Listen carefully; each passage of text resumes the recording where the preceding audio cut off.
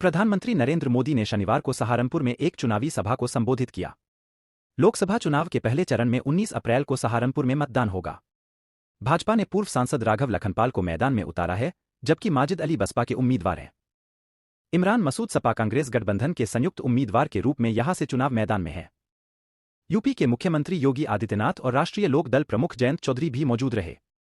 PM Modi ने अपने संबोधन में कहा, साथियों 10 वर्ष पहले मैं चुनावी सभा के लिए सहारनपुर आया था। तब मैंने गारंटी दिया था कि देश झुकने नहीं दूंगा। आपके आशीर्वाद से हर परिस्थिति को बदलूंगा। निराशा को आशा में बदलूंगा। आप लोगों में अपने आशीर्वाद में कोई कमी नहीं रहने दी और मोदी ने अपनी मेहनत में कोई कमी नहीं छोड़ी। तब कांग्रेस सरकार ने भारत की छवि एक भ्रष्ट और कमजोर देश की बनाकर रख दी था। लेकिन अब आपके वोट की ताकत से पूरी दुनिया में देश का डंका बज रहा है।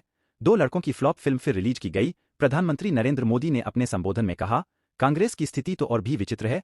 कांग्रेस को तो उम्मीदवार ही नहीं मिल रहे। जिन सीटों को कांग्रेस अपना गढ़ मानती थी, वहां भी उसे उम्मीदवार उतारने की हिम्मत ही नहीं हो रही है।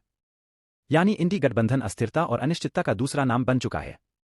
इसलिए देश आज उनकी एक भी बात को गंभीरता से नहीं ले रहा है। आपको याद होगा, यहां उत्तर प्रदेश में 2 लड़कों की जो फिल्म पिछली बार फ्लॉप हो चुकी है, उन 2 लड़कों की फिल्म को इन लोगों ने फिर से रिलीज किया है। मुझे समझ नहीं आता कि काठ की इस हांडी को ये इंडी गठबंधन वाले कितनी बार चढ़ाएंगे। कांग्रेस के घोषणा पत्र में मुस्लिम लीग की छाप। पीएम मोदी ने कहा कि आजादी की लड़ाई लड़ने वाली कांग्रेस तो दशकों पहले ही समाप्त हो चुकी है। अब जो कांग्रेस बची है, उसके पास न देश हित में नीतियां हैं और न ही राष्ट्र निर्माण का विजन। कल कांग्रेस ने जिस तरह का घोषणा पत्र जारी किया है, उससे साबित हो गया है कि आज की कांग्रेस आज के भारत की आशाओं आकांक्षाओं से पूरी तरह कट चुकी है। कांग्रेस के घोषणा पत्र में वही सोच झलकती है जो आजादी के आंदोलन के समय मुस्लिम लीग में थी।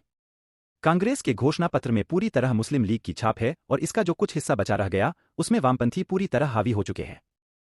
कांग्रेस इसमें दूर दूर तक दिखाई नहीं देती है। इंडी अलायंस के लोग शक्ति को चुनौती दे रहे। उन्होंने आगे कहा, इसलिए आज हिंदुस्तान के हर कोने से एक ही आवाज आ रही है। महिलाएं भी बोल रही हैं, बुजुर्ग भी बोल रहे हैं, गांव भी बोल रहा है, शहर भी बोल रहे हैं, फिर एक बार मोदी सरकार।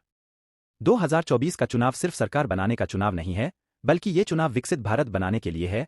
बिना नाम लिए राहुल गांधी पर निशाना साधते हुए पीएम मोदी ने कहा, हमारा ये स्थान मां शक्ति का स्थान है। ये मां शक्ति की साधना का स्थान है और हिंदुस्तान के हर कोने में शक्ति की उपासना हमारी स्वाभाविक आध्यात्मिक यात्रा का हिस्सा है।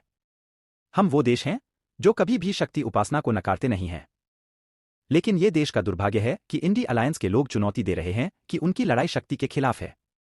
जिन जिन लोगों ने शक्ति को नष्ट करने का प्रयास किया है, उन सबका क्या हाल हुआ है, ये इतिहास और पुराणों में अंकित है।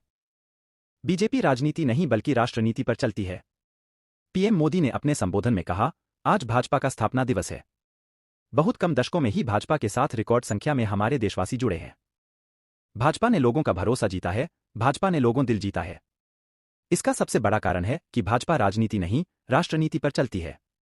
भाजपा के लिए राष्ट्र प्रथम है, ये भाजपा के नारा नहीं बल्कि हमारे आर्टिकल